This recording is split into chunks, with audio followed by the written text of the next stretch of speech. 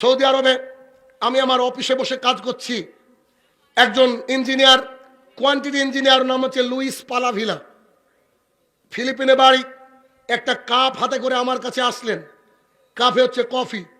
এসে আমাকে মজা করে বলছে, Shahinur Rahman, how many girlfriends you have, তোর গার্লফ্রেন্ড কটা, আমাকে বলছে। তো আমি বলছি, জানিস ইন্ডিয়াতে যদি কারোর একটা বউ থাকে, সে আর অন্য জনের দিকে তাকাতে পারে না। কেন? অন্য জনের দিকে যদি বাই চান্স তাকায় আর ওর বোর কাছে যদি সংবাদ যায়, ডু ইউ নো দ্য ব্রুমস, তুই কি ঝাঁটা চিনিস, ওটা ওর কপালে আছে, ও ছাত্রী হোক আর যেই হোক না কেন। এত ভালোবাসে আমাদের স্ত্রীরা, স্বামী স্ত্রী, এ হচ্ছে আমাদের ইন্ডিয়া বাংলাদেশের পজিশন। তা আমি ওকে বললাম যে তোর কখানা, তোর কখানা, তো কি বলছে জানেন, 11। তা বললাম যে একটা বাদ দিলি কেন, 1 ডজন পূজাতিক, বুঝেন কথাটা। তখন ও আমাকে বলছে যে তোদের দেশের বিখ্যাত কি? আমি বললাম আমাদের দেশের বিখ্যাত যে গরুর গোস্তের হোটেল আছে না। আমি আবার বাংলাদেশে আসলে গরু গোস্ত খাই না, আমাদের দেশের 200 টাকা কিলো, বুঝলেন না? আর আপনাদের 700 বোধ হয় নাকি, 620। বাপরে, 4টেখানি ব্যাপার নাকি গো, এটা বিলাসিতা। যাই হোক, ওইটুকু আল্লাহ আমাদেরকে দিয়েছে, আল্লাহ না জানে কখন মোদি আবার বন্ধ করে দেয়। তো এবার ও বলছে আমাদের দেশে শুয়োরের গোস্তের হোটেল পাওয়া যায়, ওরা খায়, আমেরিকান কালচারের মানুষ। আমি কিন্তু সেদিন ওই বাক্যগুলাকে বুঝতে পারিনি। বহুদিন পর যখন গবেষণা করা শুরু করলাম, পড়তে পড়তে পড়তে একটা জিনিস পেয়ে গেলাম, পৃথিবীর বুকে শুয়োর এমন একটা জিনিস, এর গোস্ত যদি মানুষ খায় তো তার একটা গুণ মানুষের মধ্যে প্রবেশ করে, সেই গুণটাকে বলা হয় দিয়াসা। আর দিয়াস থেকে এসেছে দায়ুস। তার মানে হিন্দু, ইহুদি, খ্রিস্টান যারা শুয়োরের গোস্ত খায়, মানে যারা খায় বলেছে আমি, যারা খায় তারা বউ বদল করে বিভিন্ন পার্টিতে গিয়ে তাদের কলিজায় আঘাত লাগে না, আর আমাদের বউর দিকে কেউ তাকালে ওখানে মার্ডার, তাদের অসুবিধা হয় না। কেন? তারা ওই গোস্ত খেতে খেতে তারা ওই শুয়োরের মতো হয়ে যায়।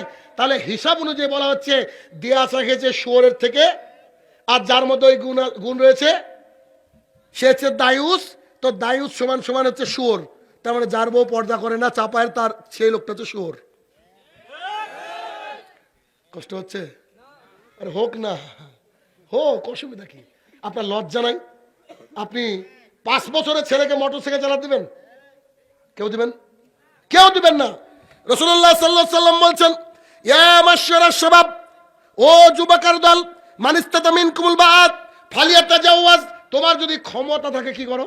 বিয়ে করো। ক্ষমতা নাই, রোজা করো। এত যৌবনের টান কেন তোমার? তুমি রোজা করো, নিজের যৌবনকে কন্ট্রোল করো। যদি ক্ষমতা থাকে বিয়ে করো। ক্ষমতা মানে বউ কখনো পদ্মায় গোসল করবে না। পদ্মায় গোসল করবে না মানে পদ্মা নদীতে। বউ কখনো নদীতে গোসল করবে না। বউ বাইরে বেলেল্লাপনা করে ঘুরে বেড়াবে না। স্বামীর কাজ হচ্ছে বাড়িতে টয়লেট থাকবে, বাড়িতে বাথরুম থাকবে, বাড়ি প্রশস্ত হবে।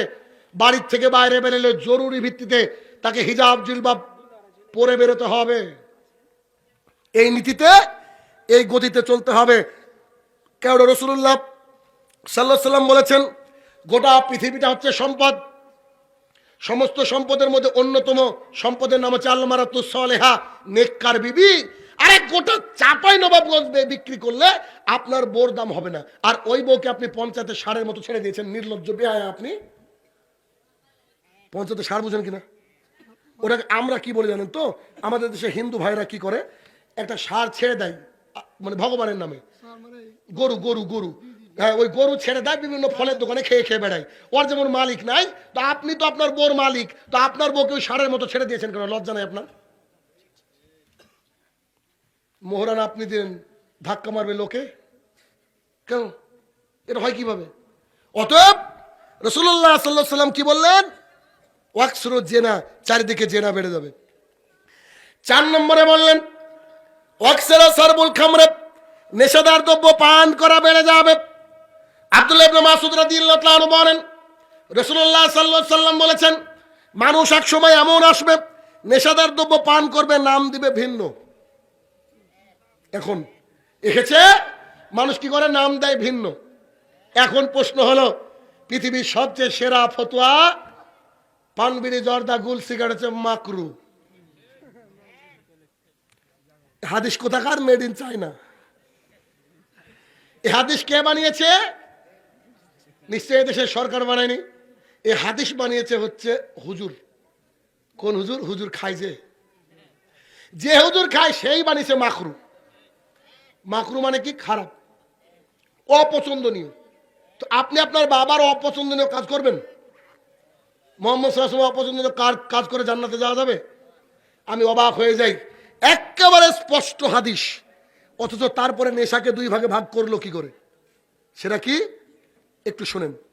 আন আয়েশা রাদিয়াল্লাহু তাআলা আনহা قالت قال رسول الله صلى الله عليه وسلم, আয়েশা রাদিয়াল্লাহু তাআলা আনহা বলেন, রাসূলুল্লাহ সাল্লাল্লাহু আলাইহি ওয়াসাল্লাম বলেছেন, কুল্লু মুসকিরিন খামরিন, প্রত্যেকটা নেশাদার বস্তু মদ, ওয়াকুল্লু খামরিন হারাম, এবং প্রত্যেকটা মদই হারাম। আচ্ছা, প্রত্যেকটা মানে কি কিছু বাদ আছে? পৃথিবীতে যত নেশাদার দ্রব্য আছে সবগুলা হারাম, আর সবগুলা মদ, আর সবগুলা নাজায়েজ, সবগুলা হারাম। যদি হাদিসটা এইভাবে থাকতো, কুল্লু মুসকিরিন খামরিন ইল্লা জর্দা ইল্লা বিড়ি, তাহলে চলতো। জর্দা বাদ দিয়ে, বিড়ি বাদ দিয়ে। পৃথিবীতে কত শয়তান মানুষ আছে জানেন আপনি? আমি আপনাদের মালদায় প্রোগ্রাম করতে আসছি। মালদায়, এই পার হলে তো মালদা, তাই না? মালদায় প্রোগ্রাম করতে আসছি। মাগরিবের সালাত আদায় করার জন্য একটা মসজিদের দোতলায় উপরে উঠলাম। আর কি করে যে মানুষ বুঝে এটাকে ইবাদত মনে করেছে, তো এক লোক গুল ধরে বসে আছে, যে আল্লাহু আকবার বলে আজান শুরু হয়েছে, ঘষতে শুরু করেছে। ও মনে করেছে ওইটা হয়তো ইবাদত। আমার মনে হয় ও মনে করেছে ইবাদত। দেখতে পাচ্ছেন? এই দেখেন, ওকে আমি ছাড়িনি, বুঝতে পেরেছেন? ভিডিও চলছে, ভিডিও করেছে। তো এগুলো হচ্ছে হুজুরদের ফজিলত। ওই যে হুজুর কি বলেছে এগুলো হচ্ছে মাকরু, সেই হুজুরদের ফজিলত। আন আবি হুরায়রা রাদিয়াল্লাহু তাআলা আনহু قال قال رسول الله صلى الله عليه وسلم, আবু হুরায়রা রাদিয়াল্লাহু তাআলা আনহু বলেন, রাসূলুল্লাহ সাল্লাল্লাহু আলাইহি ওয়াসাল্লাম বলেছেন, লাদখুলুল জান্নাতা জাসাদা, ওই দেহ জান্নাতে যাবে না, গুদিয়া বিল হারাম, যে দেহ হারাম খেয়ে গড়ে উঠেছে। কারোর বাড়িতে যদি সুদ ঘুষের ব্যাপার থাকে, কেউ যদি আপনার ডেস্টিনির সাথে যুক্ত থাকেন, এই খাবার খেয়ে এই দেহটা জান্নাতে যাবে না। 1450 বছর আগে মুহাম্মদ সাল্লাল্লাহু আলাইহি ওয়াসাল্লাম বলছেন। আবু দাউদের হাদিস, রাসূলুল্লাহ সাল্লাল্লাহু আলাইহি ওয়াসাল্লাম বলছেন, 1 টাকা সুদ খেলে 70টা পাপ হয়। সবচেয়ে নিচের পাপ হচ্ছে নিজের মায়ের সঙ্গে জেনা করা। নিজের মায়ের সঙ্গে জেনা করে যে পাপ হয়, সেই পাপ সুদ খেলে ওই রকম পাপ হয়। তাহলে কত ভয়াবহ পাপ ইহুদি খ্রিস্টানরা আমাদের সমাজে ঢুকিয়ে দিয়েছে। হিসাব করে দেখেন, এই যত রকমের এই ডেস্টিনি টাইপের যে জিনিসগুলা, এগুলো আজ থেকে 40 বছর আগে ছিল না। আপনার দাদার 11-12টা সন্তান, তার বিয়ে দিতে অসুবিধা হয়নি, আজকে আপনার 2টো সন্তান, তাই আপনাকে ওখান থেকে আশা থেকে ইত্যাদি থেকে লোন নিতে হয়। আপনি কপাল পুরা, মায়ের সাথে জেনা করি আমরা প্রতিদিন। আজকে এত গজব কেন? আল্লাহর তরফ থেকে এত আযাব কেন? কারণ বেশিরভাগই আমরা হারামখোর। কেউ ফসল ফলায়, ফসলে ঔষধ দেয় না, ওটা হারাম। কেউ ইনকাম করে, দোকানে পান বিড়ি জর্দা গুড় সিগারেট বিক্রি করে, ওটা হারাম। কেউ চায়ের দোকানে চা বেচে ইনকাম করছে, লাগিয়ে দিয়েছে টিভি, দিন রাত মানুষকে জেনা করিয়ে ও ইনকাম করছে। বলেন এটা জায়েজ হতে পারে না? এটা চায়ের দোকানে টিভি না এলাকায়, যেদিন টিভি দিকে ঢুকেছে ওদিন থেকে ওর ইনকাম হারাম হয়ে গেছে। রাসূল সাল্লাল্লাহু আলাইহি ওয়াসাল্লাম বলছে, মানুষ নেশাদার দ্রব্য পান করবে, নাম দিবে ভিন্ন। অসংখ্য হাদিস, আপনি চাইলে আমি 50টা হাদিস বলতে পারবো যেখানে বলা হচ্ছে যে নেশাদার দ্রব্য হারাম হারাম হারাম।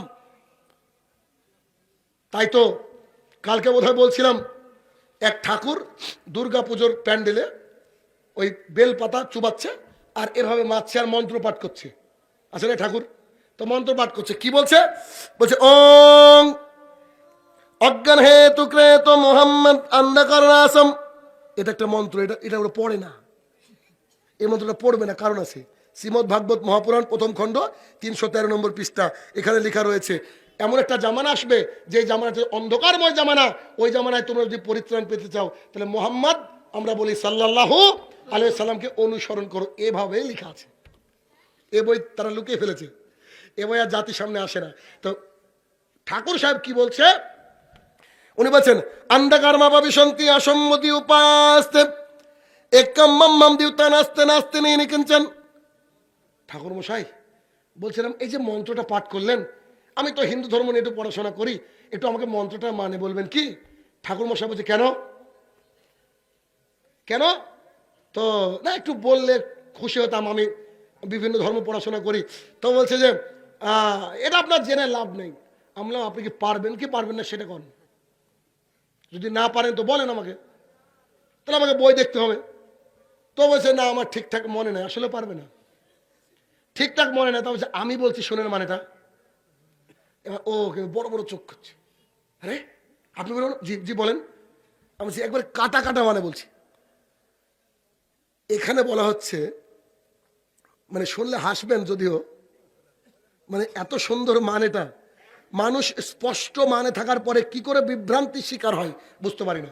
দেখেন অন্ধকার মাপবি শান্তি, ওই সব লোক আরো বেশি অন্ধকারের দিকে যাচ্ছে। অসম্ভূতি যারা নিজে হাতে বানায় উপাস্তে তারপরে পুজো করে, কথা বুঝতে পারেনি, যারা নিজে হাতে কোনো কিছু বানিয়ে পুজো করে তারা আরো বেশি অন্ধকারের দিকে যাচ্ছে। ওরা কি করছে? আচ্ছা মজা তো আরো বাকি, কেননা একম ব্রহ্মা, ব্রহ্মা একজন, ঈশ্বর একজন, দেবতা নাস্তে দ্বিতীয় নাই, নিহিনী কিঞ্চন একটুকু নাই। সামনে 17 জন, সামনে 17 জন ভগবান নিয়ে বলছে ওই সব লোক আরো বেশি অন্ধকারের দিকে যাচ্ছে যারা বানিয়ে পুজো করে, কেননা ভগবান একজন, দ্বিতীয় নাই, একটুকু নাই। এটা হচ্ছে ঠাকুর। আর আমাদের ঠাকুরের অবস্থা কি? আমাদের ঠাকুর বলছে আল্লাহু আকবার, সূরা ফাতিহা সুন্দর করে তেলাওয়াত করলো। তেলাওয়াত করার পরে সূরা মাইদা সূরা নম্বর 5 আয়াত নম্বর 90 তেলাওয়াত করছে, ইয়া আইয়ুহাল্লাযীনা আমানু ইন্নামাল খামরু ওয়াল মাইসিরু, করে কি করে না, সুন্দর করে তেলাওয়াত করে সালাম ফিরে এসে ওই মুদিখানার দোকানে এসে বলছে এই হাকিমপুরি জর্দা দিয়ে পান দেন তো, বলে কি বলে না, বলে না? ও এখনই মসজিদের মধ্যে বলে আসলো নিশ্চয় পানবিড়ি জর্দা গুল সিগারেট মূর্তি পূজা ভাগ্য নির্ণয়ক স্বর এগুলো হচ্ছে রিজসুম পায়খানা নাপাক বস্তু, এগুলো হচ্ছে হারাম, এর থেকে দূরে থাকো। এখন বলে আসলো, বলে এসে এখন বলছে হাকিমপুরে জর্দা দিয়ে পান দিন। ও ঠাকুরও বুঝে না, এ ঠাকুরও বুঝে না। বুঝতে পেরেছেন? শুনেন আবু হুরায়রা রাদিয়াল্লাহু তাআলা বলেন রাসূলুল্লাহ সাল্লাল্লাহু আলাইহি সাল্লাম বলেছেন কেউ যদি পানবিড়ি জর্দা গুল সিগারেট খায়, যখন খাচ্ছে ওই অবস্থায় মারা গেলে থাকার জায়গা জাহান্নাম। কেন? নেশাদার দ্রব্য পান করা অবস্থায়, জেনা করা অবস্থায় মানুষের কোনো ঈমান থাকে না, তখন ঈমানটা চলে যায়। এখন যদি আল্লাহর কাছে তওবা করে, বলে আল্লাহ আমি ভুল করেছি, আমাকে তুমি ক্ষমা করে দাও, আজকে এখন করবেন আপনারা তওবা, অনেকেই করছেন হয়তো, আল্লাহ তুমি আমি ভুল করেছি আমাকে ক্ষমা করে দাও। আল্লাহ বলছে এখন থেকে 40 দিনের ইবাদত কবুল হবে না, নামাজ কবুল হবে না, কিন্তু ও তোবা করলে আমি তোবাকারীকে ভালোবাসি। আল্লাহ বলছে।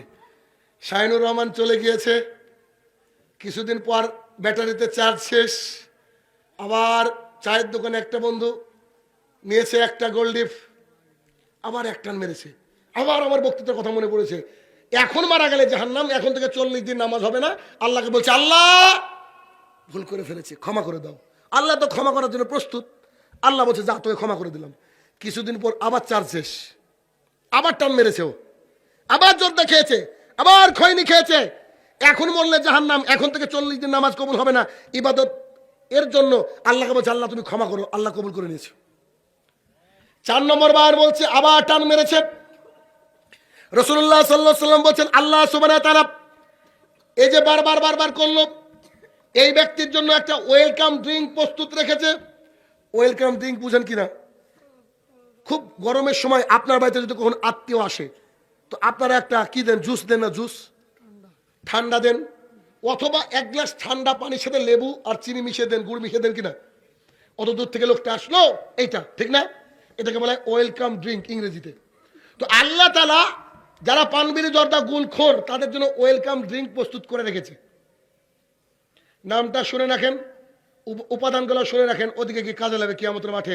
কারণ চাপাইয়ের লোক অত সোজা না যে শাহিনুর রহমানের কথা শুনে সবাই ছেড়ে দেবে আজকে, এত সোজা লোক না, আমি জানি। তো এবার শুনে নেন আপনাদের জন্য কি অফার আছে আল্লাহর তরফ থেকে। ওয়েলকাম ড্রিঙ্ক, এটার আরবি নাম হচ্ছে রাদাগাতুল খাবাল। কেউ কেউ বলেছে তিনাতুল খাবাল, কেউ বলেছে জিনাতুল খাবাল, মানে ব্র্যান্ডেড মাল। তো এই যে বিল ফাস্ট, এখানে দেখেন বিড়ির স্মোকিং দেখেছেন, সব জায়গায় হারাম করা আছে।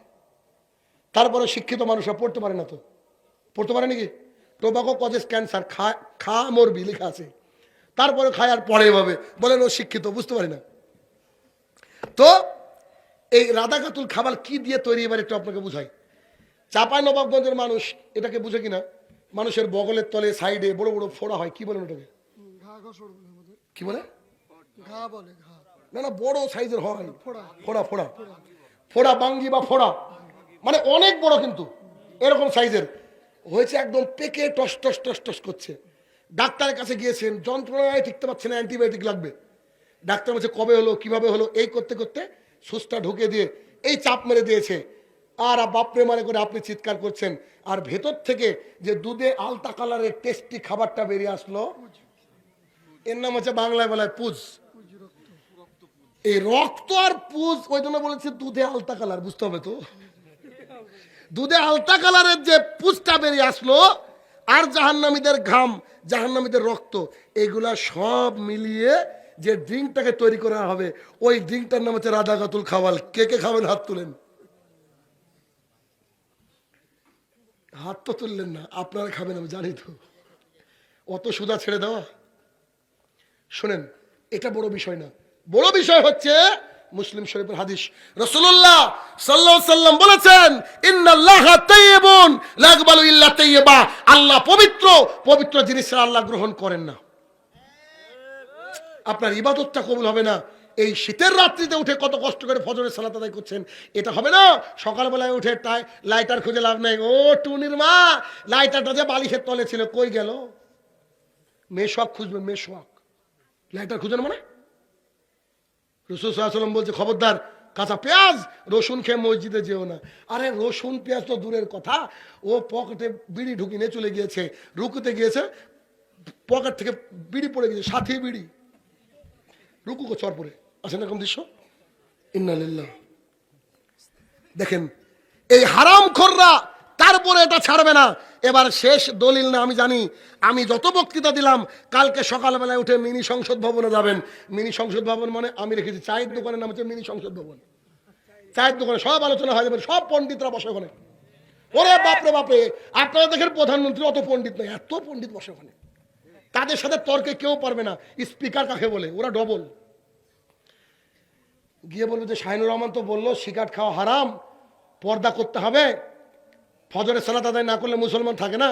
তো পাশ থেকে একটা মুসল্লি, পাশ থেকে একটা বুড়ো বয়সের লোক, আমাদের বাপ দাদা কি তাহলে সব জাহান্নামী নাকি? আমাদের বাপ দাদা কি এতদিন ভুল করলো নাকি? ও সব চ্যাংলা ছেলে বলে কি বলে, কি বলে না, বলবেন কথা। আল্লাহ তাআলা জানে না যে এই লোকটা কথা বলবে, ওই লোকটা এই কথা বলবে, জানে না? এত দলিল দেওয়ার পরে যে কোরআনের ও বলবে বাপ দাদারা কি ভুল করেছে কথা বলবে, আল্লাহ তাআলা কি জানে না? আল্লাহ জানে। তাই আল্লাহ আগে স্টোর করে দিয়েছে অ্যান্টিবায়োটিক, যদি লাগে তবে দিবেন। অ্যান্টিবায়োটিক এমনি খাবার না, হ্যাঁ, যদি এরকম কথা বলে তখন দিবেন অ্যান্টিবায়োটিক। সেটা কি?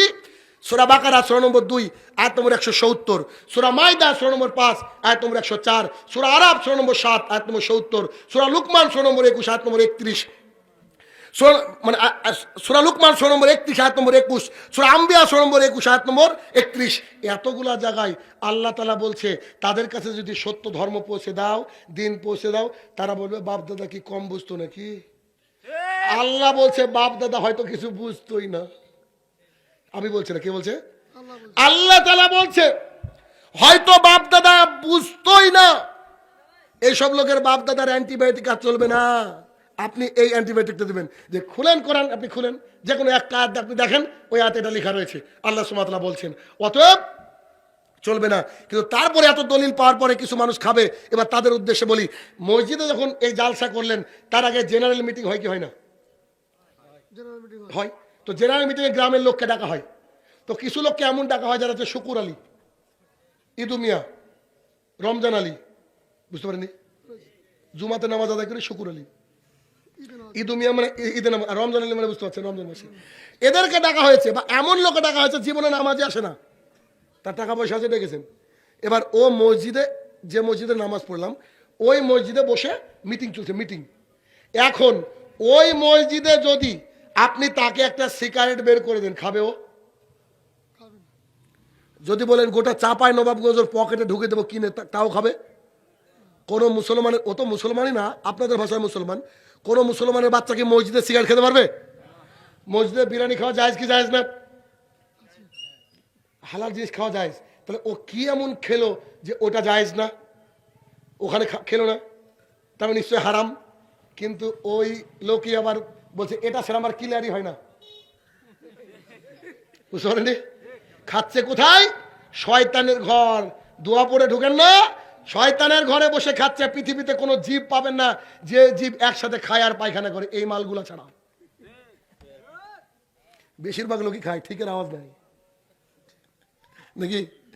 শোনেন, অনেক রাত হয়েছে, 12টার পর কোনোদিন কথা বলি না আমি, কিন্তু যেহেতু আপনাদের একটু দেরি হয়ে গেছে, কালেকশনের জালসা স্বাভাবিক, তাও 1.5 ঘন্টার উপর হয়ে গেছে, আমি আর বেশি দূর আলোচনা করব না। শেষের দিকে একটু বলতে চাইছি, একটা হাদিসে শেষ করতে পারলাম না, বুঝতে পেরেছেন? একটা হাদিসের আন্ডারে কত হাদিসকে নিয়ে আসলাম। এরপরে রাসূল সাল্লাল্লাহু আলাইহি ওয়াসাল্লাম বলছে ওয়াকসুরুন নিসা, মহিলা বেড়ে যাবে, ওয়াকিল্লা রিজাল, পুরুষ কমে যাবে। সমাজে পুরুষ কমেছে কি কমেনি? শুধু নারী আর নারী, নারী আর নারী, আর জাহান্নামে নারী আর নারী, পুরুষও সামথিং। মহিলারা 4টে কাজ করলে জান্নাতের যে কোনো গেট দিয়ে যেতে পারে, এই 4টে করে না এরা। কিন্তু মজার বিষয় কি জানেন? সমাজে তো নারী বেড়েছে বেড়েছে, পুরুষ কমেছে কমেছে। ছেলেটার নাম আব্দুর রহমান রেখেছে বাপ। আপনি আপনার স্ত্রী খেয়াল করে দেখবেন, 1 মাসে 5 দিন নামাজ পড়ে না, কারোর স্ত্রী 7 দিন, কারোর 6 দিন। কেন বলেন তো? পিরিয়ড হয়, আল্লাহ তাআলার ন্যাচারাল জিনিস। তো ঋতুবতী নারী মাসে ধরেন 6 দিন নামাজ পড়ে না, 6 দিন। কেন? নাপাক থাকে, তাই না? অপবিত্র থাকে, ঠিক কিনা? আপনার ছেলেটা সপ্তাহে 6 দিন অপবিত্র থাকে। শুক্রবারে ফজরের পর মেন্স ভালো হয়, জুমার সালাত আদায় করে আসর থেকে আবার শুরু। কি করবে বেচারা? নালে যায় না কেন মসজিদে? ওই কিল্লা রিজাল, পুরুষ কমে যাবে, নারী তো এরা। শুধু তফাৎ আপনার বোর মাসে 1 বার হয়, আর সপ্তাহে 6 বার। কিচ্ছু করার নেই ভাই। একটু বুরখা কিনে দেন, অত বুরখা পরে দিয়ে রাস্তায় হাঁটবেন, মানুষ অন্তত আসসালামু আলাইকুম আন্টি, হাউ আর ইউ। নির্লজ্জ বেহা তুমি, তোমার বয়স 18, তোমার বয়স 14, তুমি যদি সালাত আদায় না করো, আজকে যে মুরগিটা জবাই করেছো ওই মুরগির গোশত খাওয়া হারাম, ফেলে দিতে হবে। আমি বলছি না, ওলামায়ে দ্বীন বলছে। তুমি সালাত আদায় করো না মানে জরুরি ভিত্তিতে। অতএব সামনের দিকে আর নিয়ে যাচ্ছি না। বিষয় হচ্ছে আর একটা জিনিস বলতে চাইছি, এটা বোধহয় মসজিদে, তাই না? মসজিদের উন্নতি করবে জলসা। মসজিদ কার ঘর? কিন্তু আল্লাহর ঘর মসজিদ আছে ঠিকই, কিন্তু বাড়িতে শয়তানের ঘরটাকে টাইলস দিয়ে সাজিয়ে নিয়েছে। এখন আমাদের বাড়ি হোক না হোক, বাথরুমে টাইলস আগে, কারণ ওটা শয়তানের ঘর। আর আল্লাহ সুবহানাহু ওয়া তাআলার ঘরটাকে আমরা বিরান ভূমিতে রেখে দিয়েছি। অতএব এই মসজিদে কি আমি নামাজ পড়বো নাকি আপনারা পড়বেন? আপনার অ্যাকাউন্টে কত টাকা আছে আমি জানি না, আপনার স্ত্রীও জানে না। জানে কে? আল্লাহ তাআলা। এবার এই সম্পদ আপনাকে কে দিয়েছে? যাওয়ার সময় যখন যাবেন, এই চাঁপাই নবাবগঞ্জে কি ওই সাদা যে কাফনটা পরেন, কাপড়টা পরেন, কাফন, ওতে কি পকেট থাকে নাকি? নিয়ে যাবেন না তো কিছু। তো আজকে যে ইনকাম করেছেন, এই ইনকামটা রেখে আজকে যদি মারা যান, সকালবেলা উঠে কে কাফন দিবে? এনে ঝামেলা আসে না নাই? যে সম্পদ আপনি করেছেন সকাল থেকে সন্ধ্যা পর্যন্ত মেহনত করে, এই